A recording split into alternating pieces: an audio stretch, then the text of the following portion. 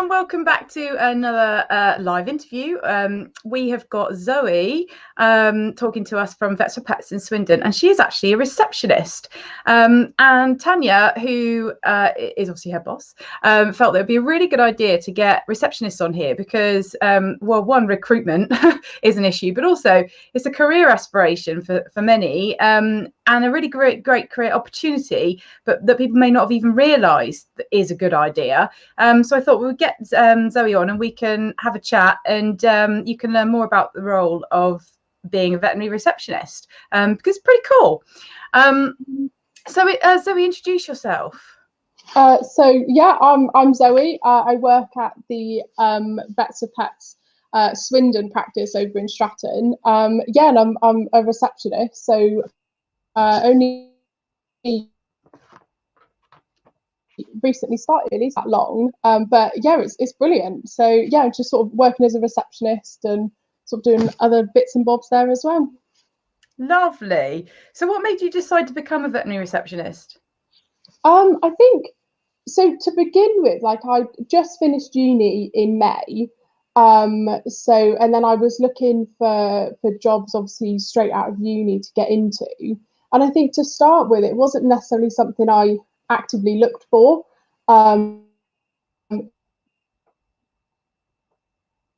It was just I was looking for it, actually, and I'd already worked in customer service and stuff like that. So I thought, well, I'll just give it a go, basically, see what it was like.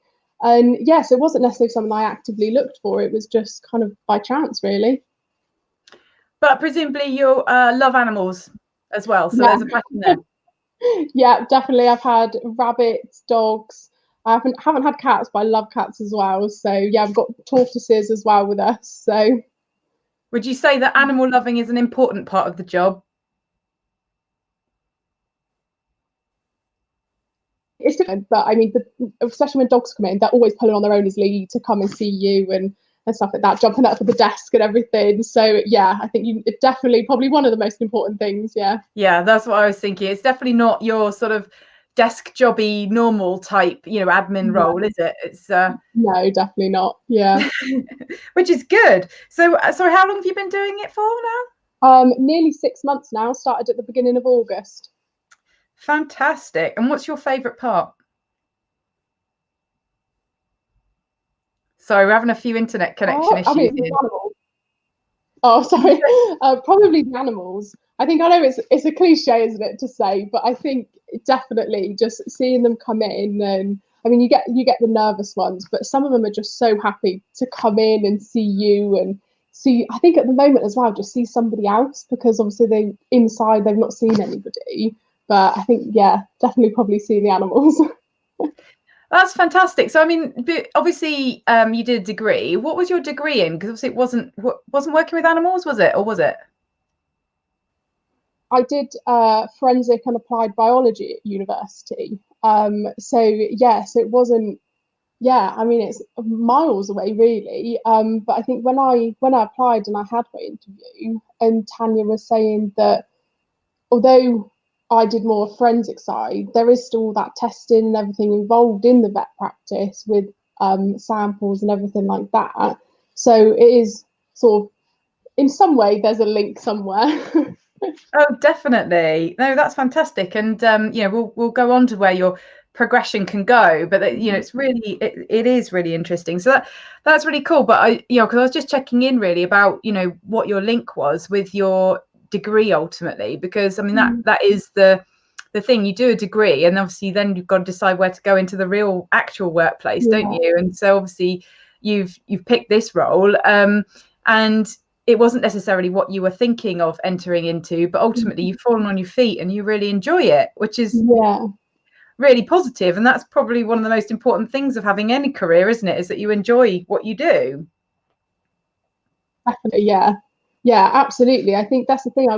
I've never really been somebody that was like, right, this is what I want to do with my life. I went to uni, I did forensics because that was something I was interested in. Didn't really know where that was going to take me. But yeah, definitely, I think, like you said, I have landed on my feet, and especially with everything going on, and there's obviously people find it difficult to find jobs at the moment. It was brilliant. I was getting to the point where I was a bit like, oh, I don't know if I'm going to find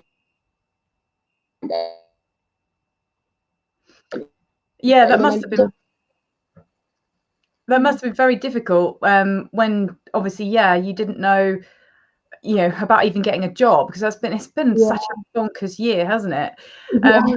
And of course, I mean, leads me on to my next point, really, because, you know, one of the things that we've been reading about in the veterinary profession and seeing is that there is actually a massive crisis in receptionists, which, you know, as an average Joe person, you'd be thinking, what? Crisis in receptionists? How bonkers. I mean, we know that there is, you know, mental health crisis ultimately with vets and nurses, and the whole profession is really a tough place to work. But to see that it's fed down into the receptionist is really very much a worry. I mean, has this affected you at all? Have you been okay? Because I can sort of see roughly how it's happened, you know, because obviously, you know, all the owners and everything are really like very stressed at the moment, and you know, it's a really scary time when the pets are sick and stuff. So I can understand how ultimately receptionists are the front line. You're the first one to pick up that phone and get the mouthful from a very upset owner, and I totally understand it.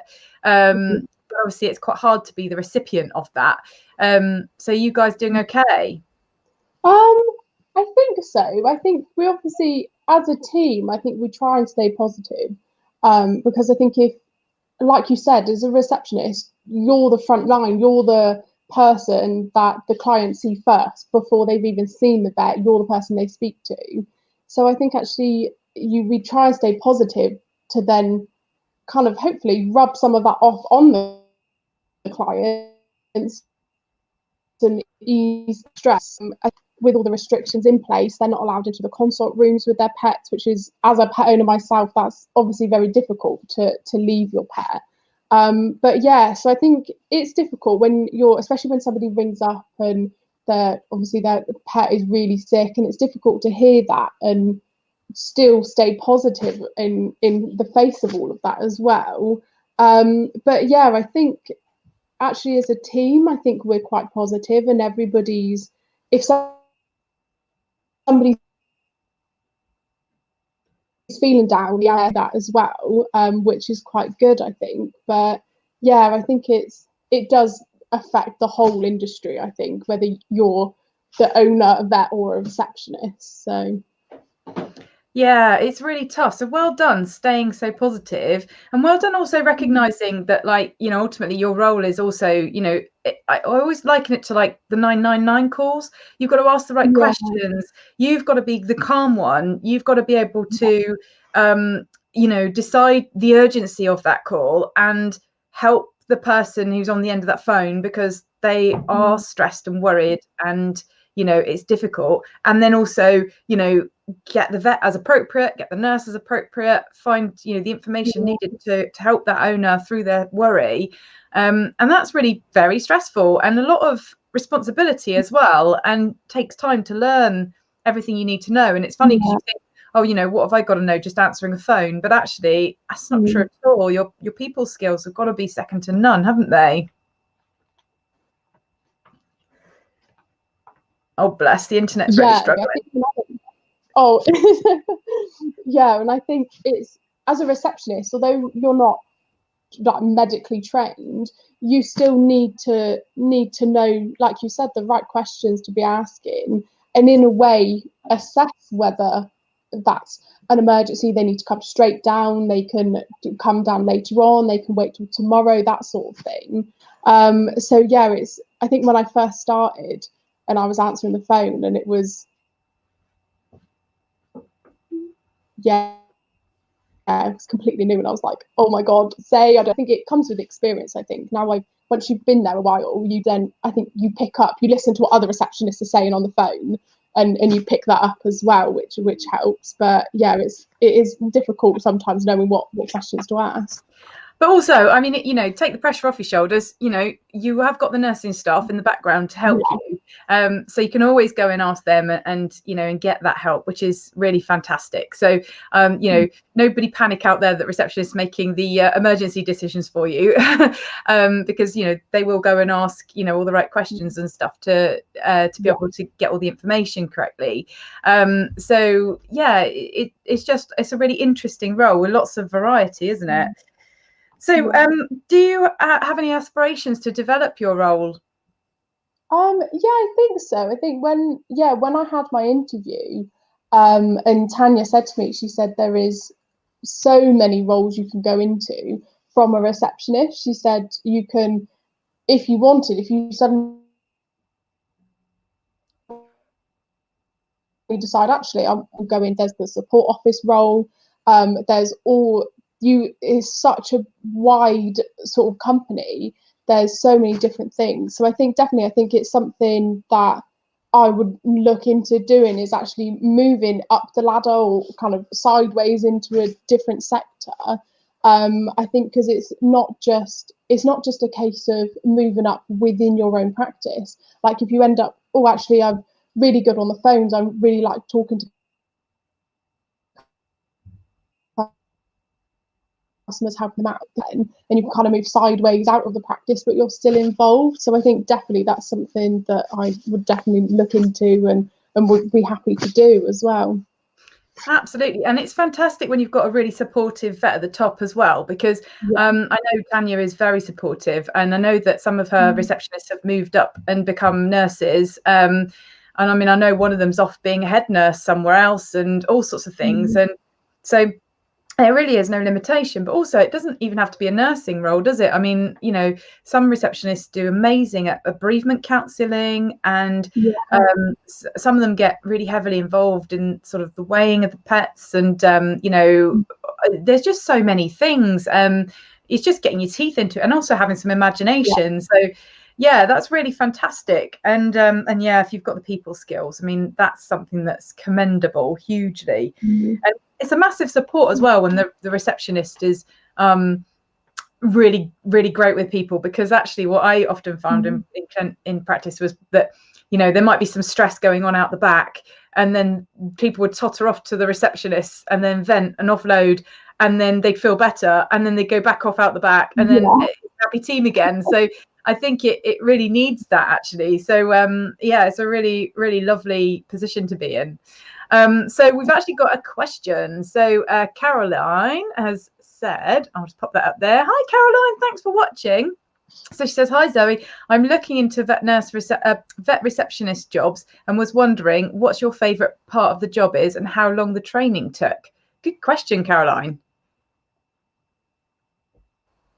Yeah, I mean, definitely, obviously, seeing all the animals is a brilliant part of the job. I think if you're an animal lover, it's the perfect place to be. But I think as well, just having the team around you as well, I think is good. We've got such a supportive team within the practice, which is absolutely brilliant. Everyone sort of helps you out.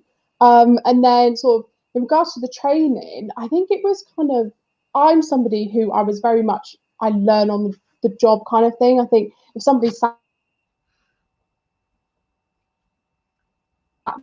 they're going, oh, this you do, to sort of remember it. But I think I would say probably within a couple of months, I think you sort of pick up the basics. And I think there's always things that you're going to be continually learning anyway throughout the job. I think whether you've been there 6 months or 6 years, I think there's always going to be something that you're going to suddenly go, oh, I didn't know that. But I would think, yeah, I think sort of within a couple of months, we've sort of picked up how to book in the diary and sort everything out through. I think they do. And then, yeah, sorry, go on. No, it's fine. Sorry, your internet kicked out again. So sorry. So yeah, I think they do suggest that most training takes about 6 months.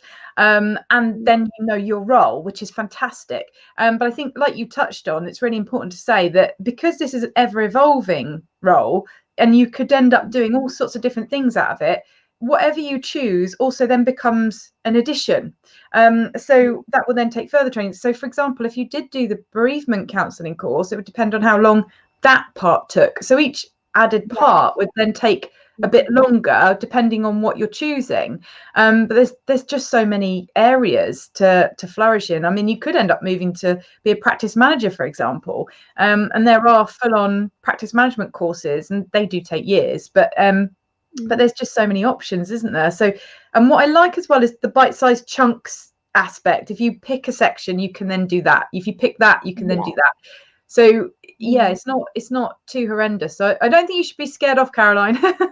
I think that would be really good for you. So yeah, thank you for asking. So who's been your favourite patient so far, without saying names? Oh, I'm not sure. I don't think I could pick one.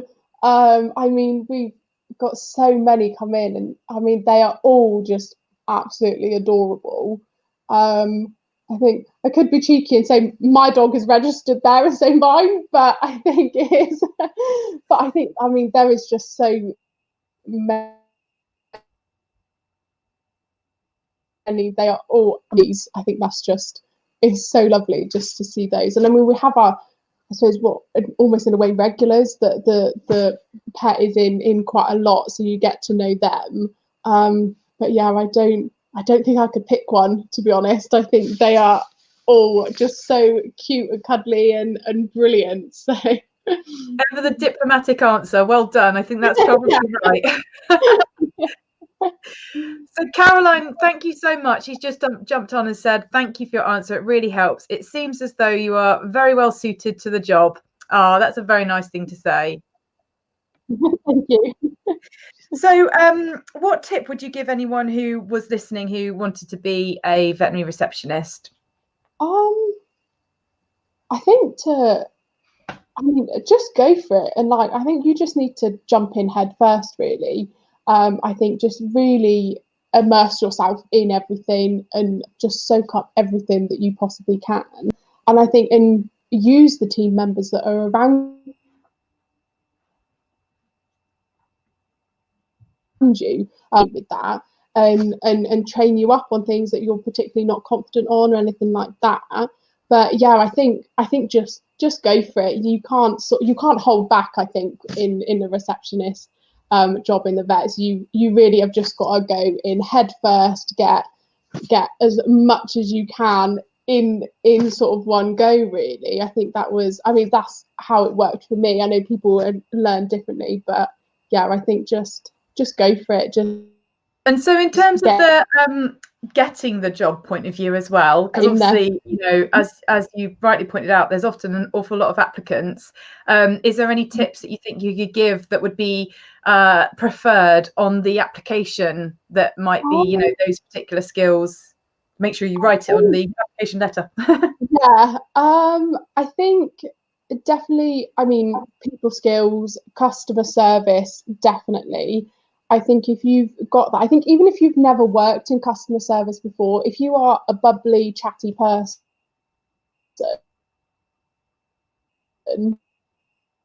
that's an important part of your role, is chatting and interacting with both the owners and the pets. I mean, everyone talks to their pets, even though they don't always respond. Everyone, you need to have that.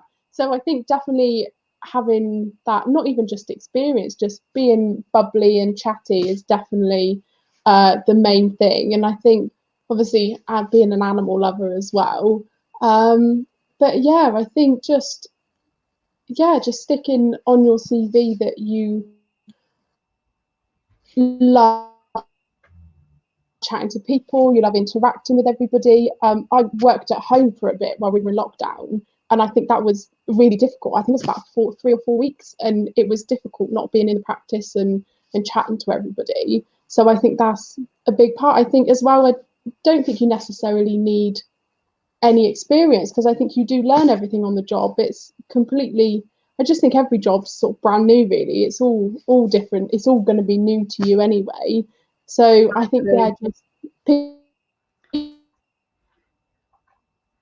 I agree completely. skills. And no, that's fantastic. I agree completely. And all I was going to add really was that this is probably one of those job roles where it's absolutely fine to write that you're a bubbly person and you have 3 dogs, because most people, most jobs you apply for, writing down what dogs you have is totally irrelevant and doesn't matter.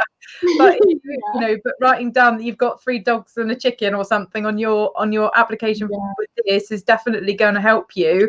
And writing down that you like talking the butt end off a donkey is again probably going to go down well. Definitely. I think So I wrote the history of all the pets that I've owned on my application. So yeah. excellent, excellent. Well, thank you so much for your good advice. That's been really helpful. It's been really nice to learn more about your job and your role. And Yeah. you know, it's just nice to share these things, because often you don't get to see the inside, you don't get to see the other side of it and really have these chats and everything. So yeah, it's really nice to learn about it and see such a positive side of it as well, because ultimately it is actually a tough job and it is a frontline job.